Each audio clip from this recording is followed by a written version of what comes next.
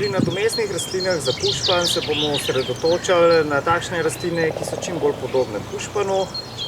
Nekatere so pa drugačne, ampak vse imajo zelo podobne lastnosti, kakor jih ima pušpan.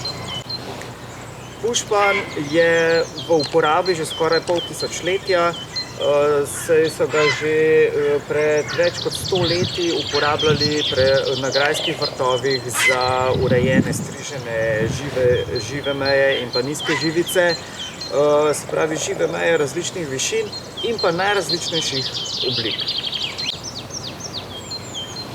Zakaj so tako množično uporabljali pušpan za strižene žive meje in pa za oblikovanje v različne oblike? Zaradi tega, ker ima pušpan zelo močno rast in prenaša močno obrezovanje. To pomeni, da ko ga obrežemo, začne z novo rastjo, ki je še bolj gosta in ga v bistvu z obrezovanjem ne poškodujemo, ampak povzročimo tem, da je rastlina čedalje bolj gosta in to je tista vrednost pušpana, ki jo ima, vendar ga pa v zadnjem času pestijo bolezni in pa škodljivci, zato je treba poiskati neke nadomestne rastline, ki so čim bolj podobne lastnostim ali pa vizuelno, ki čim bolj izgledajo tako kot pušpan. Prva bolezen, ki pesti pušpan in ki ga zelo hitro uniči, je pušpanov ožig. Pušpanov ožig je bolezen, glivična okužba, ki se prenaša z vodnimi kapljicami.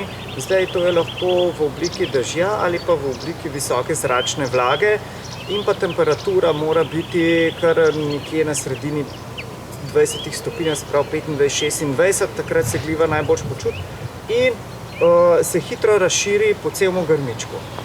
Pušpanov ožig zelo hitro uniči celo rastlino. Lahko v nekaj dneh, 3, 4, 5 dneh se lahko posušijo vsi listki in usujejo. To pomeni, da imamo lahko, če imamo nasad pušpanov, kjer imamo različne oblike narejene, vse uničeno. In spravi se tako na mlade pušpane, kakor na stare pušpane, ne izbira starosti in je naš trud lahko tudi več desetletij v parih dneh uničen. Druga težava, ki pesti pušpan, je pa pušpanova vešča.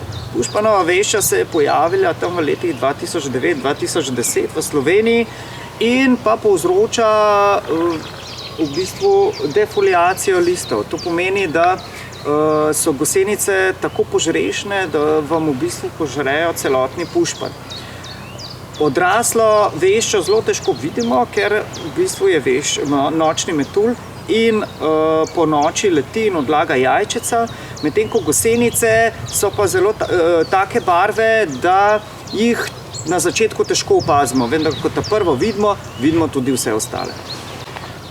Kako opazimo, da je naš pušpan napadla pušpanova vešča? Prvič, grmičke moramo redno pregledovati in takoj, ko vidimo, da listki visijo na takih tankih nitkah v zraku, tankih kakor pečevina, pomeni, da že imamo pušpanovo veščo in potem pregledamo celoten grm. Če je to samo en pušpan ali dva ali pa mogoče par pušpanov, jih lahko ročno pregledamo in gosenice ročno odstranimo. Vendar to ni zagotovilo, da niste spustili kakšne vešče. Če spustite eno gosenico, potem lahko nadaljuje z obžiranjem in vam obžere celoten grm.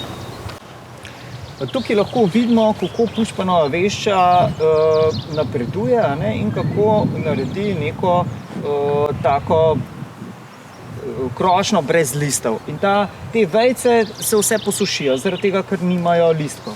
Tukaj lahko vidimo takele listke, ki so še vedno skupaj sprijeti z temi nitkami in pa iztrebki iz gosenic. In v spodnjem delu pa že vidimo, kako je v bistvu samo še vejce in vejce nimajo listov ali pa tu pa tam kakšen listek požene. Zaradi vseh prej opisanih težav so nekako ustvarili sorte različnih rastlin, ki so nekatere zelo podobne pušpanu, druge so pa malo različne ali močno različne po videzu, ampak lastnosti imajo pa še vedno takšne, kakršne ima pušpan. Ena takšnih zelo dobrih rastlin za nadomestilo za pušpan je bodika. In to ni tista bodika, kot jo imamo v naših gozdovih ali pa na naših vrtovih z velikimi bodičastimi listi, ampak so listi te bodike resnično podobni listi pušpanov. In tukaj imamo sorto bodike, ki zraste do 2 metra in se obrezuje in vzdržuje tako kot pušpan. Za razliko od pušpana pa ni občutljiva na pušpanov žig in pa na pušpanovo veščo in nima kakšnih znanih škodljivcev. No, ko so odkrili dobre lastnosti teh ileksov, so potem začeli s križanjem in naredili različne sorte. In tukaj imamo eno sorto, ta je sicer še zelo mlada in jo še vzgajamo, ampak ta sorta je v bistvu primerna za zelene žive meje, ki ima zelo temno zelene liste, malo večje in raste ni tako počasna. Zraven pa imamo eno sorto, ki ima zelo majhne listke in kratke poganke. To nam pa že pove, da bo ta sorta počasi rasla, ima svetlo-zelene do rumenkasto-zelene liste in je primerna za manjše oblikovane grmičke. Ali so to kupole, krogle, ali so to kakšni stožci in primerna za manjše vrtove. Druga vrsta, ki lahko nadomesti pušpan, je trdoleska, Euonymus.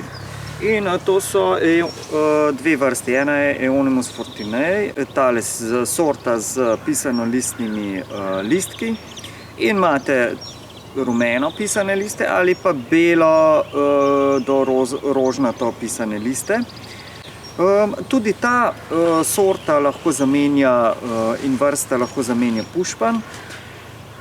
Ta je primerna za nizke živice, se pravi za nizko oblikovane grmičke, za nizko oblikovane linije in ima tak žive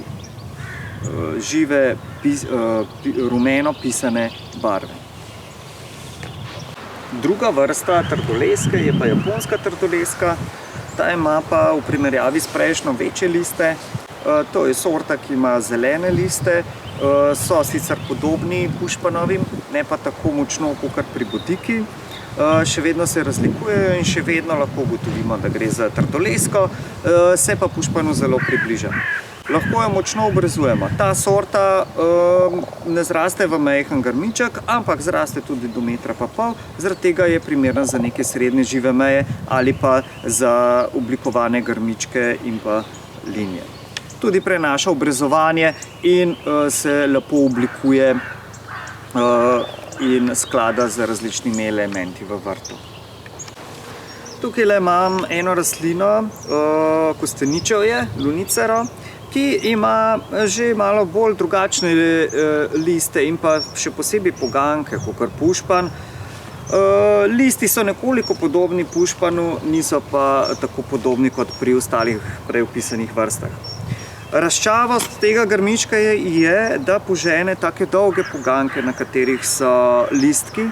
In te poganke lahko poljubno strižemo, kajti lunicera, ponavadi je to nitida, zelo dobro prenaša obrezovanje in jo lahko močno porežemo.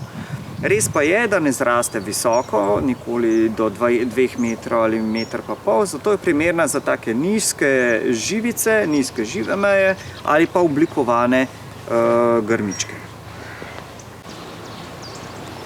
Tukaj je še ena vrsta oziroma križanec bodike, ileksa, Ilex meserve, s katerim so dosegli to, da ima zelo take temnozelene liste, nazobčane, listi dosegajo barve celo modrozelene barve in pa odlično prenaša obrezovanje. Te listi niso podobni pušpanovima, se kar že razlikujejo. ampak kljub temu je pa lahko nek nadomestek za pušpan. Imate sorte, ki ostanejo vedno nizko in ne presežejo 1 metra, in pa sorte, ki zrastejo tam nekje do 2 metrov, 2,5 metra in jih lahko uporabljate tudi za visoko živo mejo. Še eno vrsto bi vam rad predstavil, ki se pa močno razlikuje od pušpana po izgledu. Prvični listavec je iglavec, verjetno jo vsi poznate, to je tisa. Tisa je iglavec s temnozelenimi iglicami, obstajajo sorte s svetlozelenimi ali rumenkastimi iglicami. Imate pester izbor sort, se pravi, lahko vam zraste v višino in imate za visoke žive meje, lahko ostanejo samo 1 meter visoke in imate za kakšno oblikovane grmičke v različnih oblikah. Tako da je uporabna vrednost tise zelo visoka, za vse pa značilno, da prenaša obrezovanje, tudi zelo močno obrezovanje. Predstavljene rastline so vse primerne za nadomestilo za pušpan, ne zahtevne so za vzgojo in vse so zimzelene. Kar pomeni, da boste imeli tudi po zimi listje gor in v takšnih barvah, skoraj kakršnih ima rastlina čez leto. Nimajo zaenkrat kakšnih znanih škodljivcev in pa kakšnih močnejših bolezni, kakor jih je pred leti dobil pušpan.